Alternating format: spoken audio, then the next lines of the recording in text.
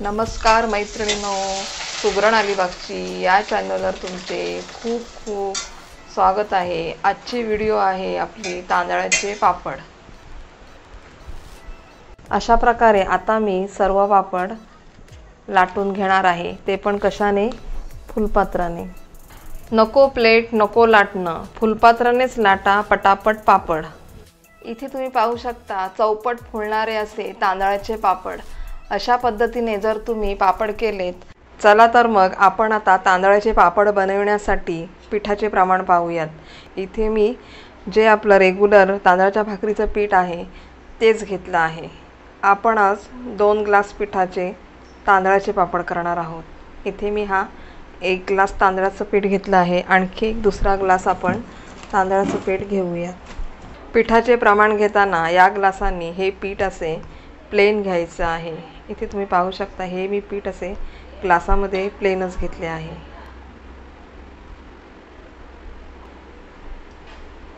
आता तुम्हाला इथे मी पाण्याचे प्रमाण दाखवते। ज्या ग्लासने आपण पीठ घेतलं आहे त्या ग्लासनेच आपण पाणी मोजणार आहोत। इथे मी 1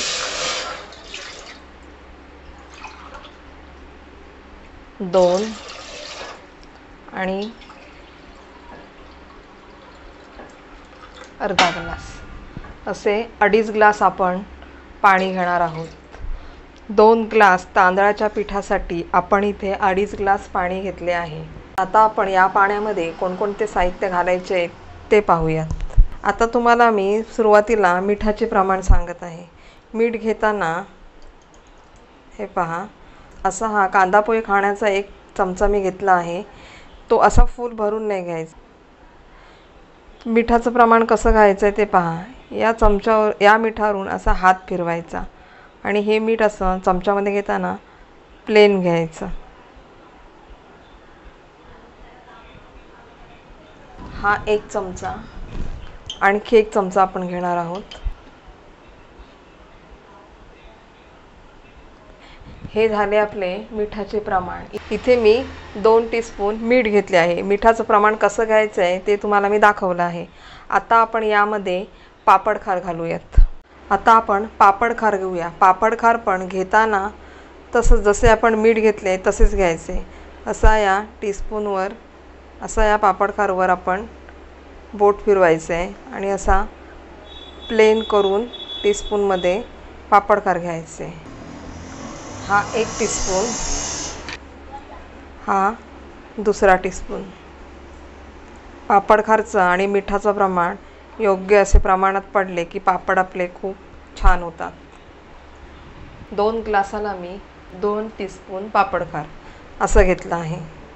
आता या पाण्यामध्ये आपण ओवा घालून घेणार आहोत। ओव्याचं प्रमाण मी इथे 1 टीस्पून घेणार आहे। हे ओव्याचं प्रमाण तुमच्या आवडीनुसार घ्या, पण 2 ग्लासाला 1 टीस्पून ओवा इनफ होतो, नाहीतर ते पापडावर असं खूप ओवा ओवा दिसतो। त्याच्यामुळे मी इथे 1 टीस्पून ओवा घेत आहे। ओके, आता आपण यामध्ये मिरची पावडर घालणार आहोत। मिरची पावडर घेताना पण आपण असाच प्लेन टीस्पून घेणार आहोत। जास्तीची मिरची पावडर पडली तर पापड खाताना आपल्याला ठसका लागू शकतो। त्याच्यामुळे 2 ग्लाससाठी एवढी मिरची पावडर इनफ आहे। ही पण अशीच प्लेन घ्यायची आहे। 1 टीस्पून मिरची पावडर। आता आपण यामध्ये खायचा सोडा घालणार आहोत, पण खायचा सोड्याचे प्रमाण इथे तुम्ही पाहू शकता। इथे मी पाव टीस्पून खायचा सोडा घेतला आहे, पण त्यातील असाच प्लेन करायचा आहे आपल्याला हा खायचा सोडा असा, आणि एवढाच आपल्याला खायचा सोडा घ्यायचा आहे। जास्तीचाही खायचा सोडा टाकायचा नाही आहे। अगदी पाव टीस्पूनच्या असं अगदी पाव टीस्पूनच आपल्याला खायचा सोडा यामध्ये घालायचा आहे। आता हे सर्व मिश्रण आपण जरा ढवळून घेऊया।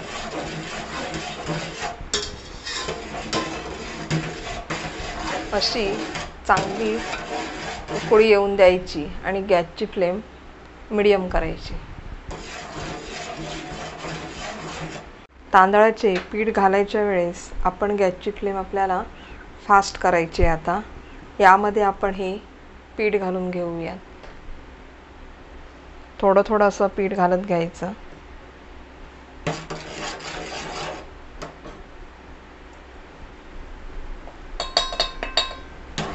गॅसची फ्लेम आपल्याला आता स्लो करायची आहे आणि हे पीठ आपल्याला या पाण्यामध्ये मिक्स करून घ्यायचं आहे.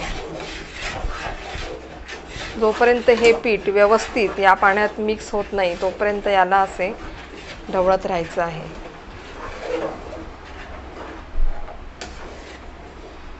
आता काय करायचं आहे, गॅस आपल्याला बंद करून घ्यायचा आहे आणि हे पातेलं असं गॅसवरच ठेवून असं एकत्र करून घ्यायचं आहे. पीठ असे एकत्र करून झाले का 10 मिनिट आपल्याला यावर असे ताट झाकण ठेवून द्यायचे आहे. पातेलं गॅसवरच ठेवून द्यायचे आहे. गॅस बंद करूनच पातेलं असेच 10 मिनिटं आपल्याला गॅसवरच ठेवून द्यायचे आहे. A few minutes later. 10 मिनिटानंतर आता आपण हे ताट काढून घेऊयात आणि हे पीठ मळून घेऊयात. आता हे पीठ आपल्याला गरम गरमच मळायचे आहे. हे पीठ कसे मळून घ्यायचे ते तुम्हाला दाखवणार आहे मी. असे थोडे थोडे पाणी घेऊन हे पीठ आपल्याला मळून घ्यायचे आहे. गरम गरमच हे पीठ असे मळून घ्यायचे. जर तुम्हाला गरम गरम पीठ मळायला होत नसेल तर स्मॅशर घेऊन हे पीठ असे स्मॅश करून घ्यायचे. इथे तुम्ही पाहू शकता असे थोडे थोडे घेऊन मी हे पीठ मळून घेतले आहे. आता यापुढची प्रोसिजर तुम्ही पहा. थोडं थोडं पीठ घेऊन हे असं आता पुन्हा आपल्याला चांगले दाबून असं मळून घ्यायचं आहे. हे पीठ हाताला असं पाणी घेऊन हे पीठ आपण असं चेपूनच मळून घ्यायचं आहे.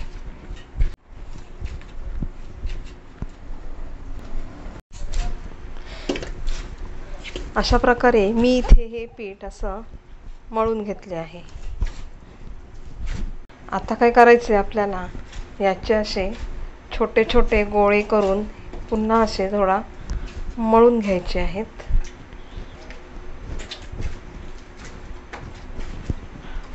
अशी एक स्टीलची चाळण घ्या.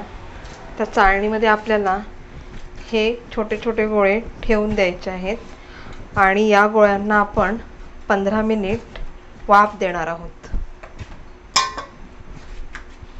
असे लांब लांब छोटे छोटे आपल्याला गोळे करून घ्यायचे आहेत.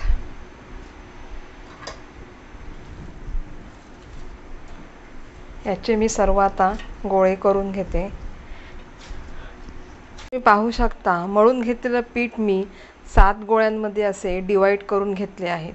आता आपण या पिठाला 15 मिनिटं वाफ देणार आहोत. जसे आपण उकडीचे मोदक करताना 15 मिनिट वाफ घेतो तसंच या पिठाला सुद्धा आपण 15 मिनिट्स वाफ देणार आहोत.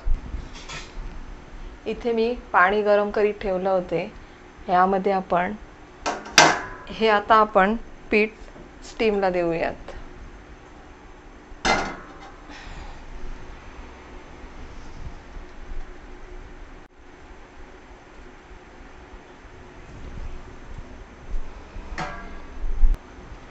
गॅसची फ्लेम फास्ट करून आपण हे आता 15 मिनिट वाफवून घेणार आहोत. 15 मिनिटानंतर गॅस बंद करून घ्यायचा आहे. आता हे पिठाचे गोळे स्टीम झाले आहेत. झाकण काढून तुम्हाला दाखवते. हे पहा. आता हे पिठाचे गोळे असेच झाकून ठेवायचे आणि यातील एक एक गोळा काढून आपण पीठ मळून घ्यायचं आहे आणि पापड लाटायला सुरुवात करायची आहे.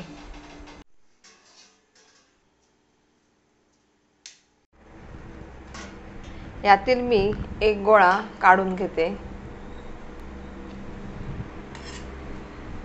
बाकीचे गोळे आपल्याला असेच हे झाकून घ्यायचे आहेत.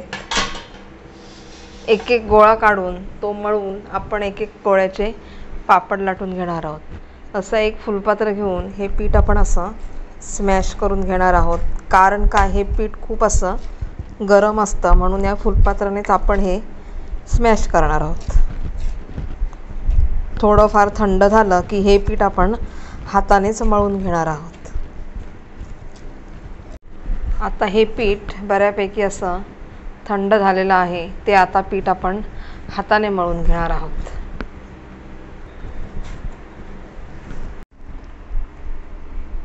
इथे मी वाटीमध्ये तेल घेतलं आहे.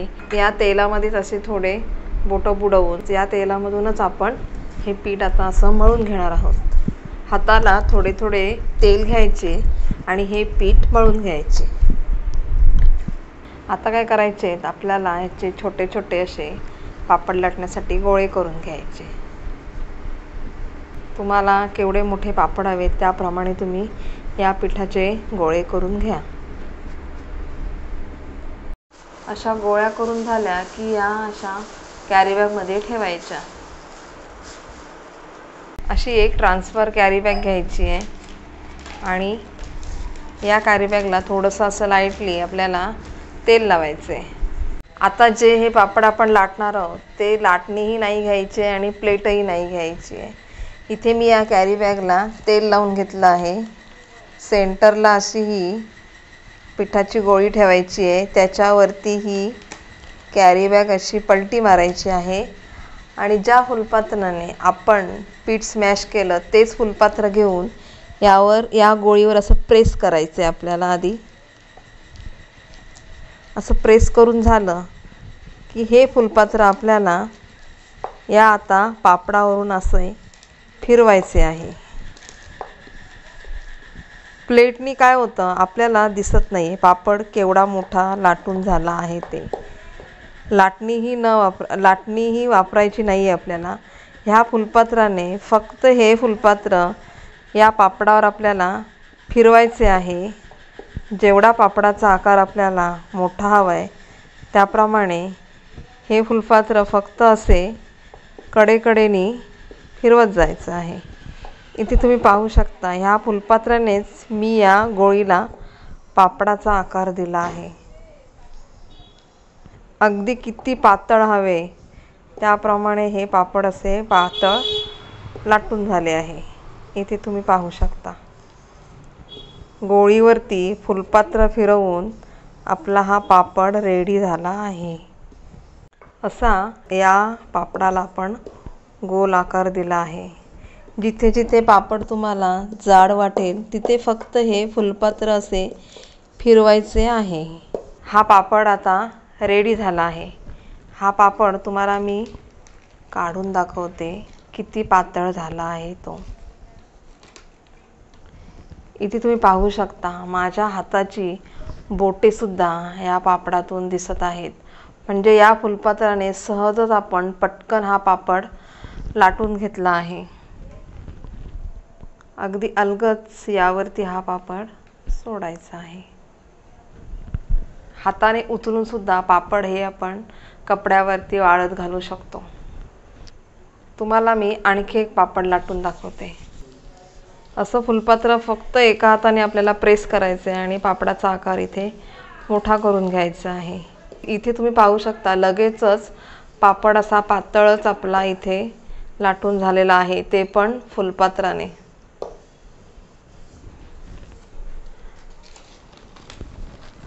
अशा प्रकारे सर्व पापड मी या फुलपात्राने लाटून घेते.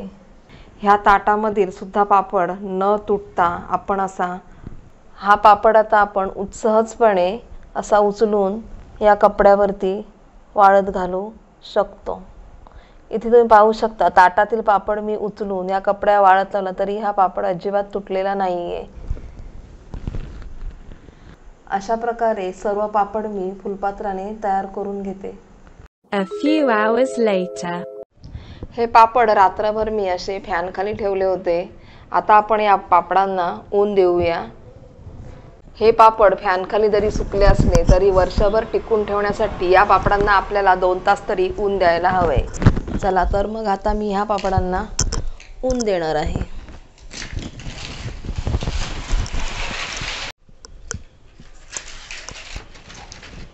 गॅलरीमध्ये थोडाफार असा ऊन येतो.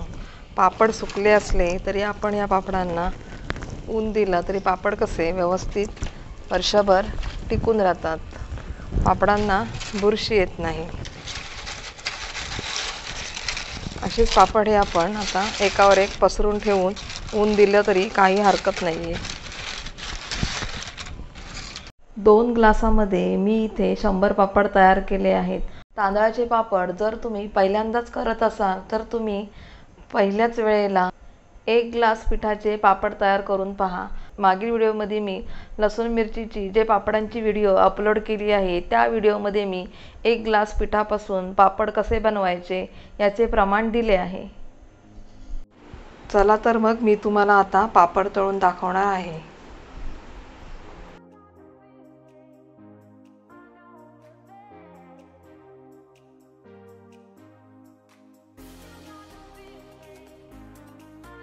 आता तुम्हाला मी आणखी एक पापड तळून दाखवते। या चॅनलला जर तुम्ही नवीन असाल तर नक्की सबस्क्राइब करा, बेल आयकॉनचे बटन दाबायला विसरू नका।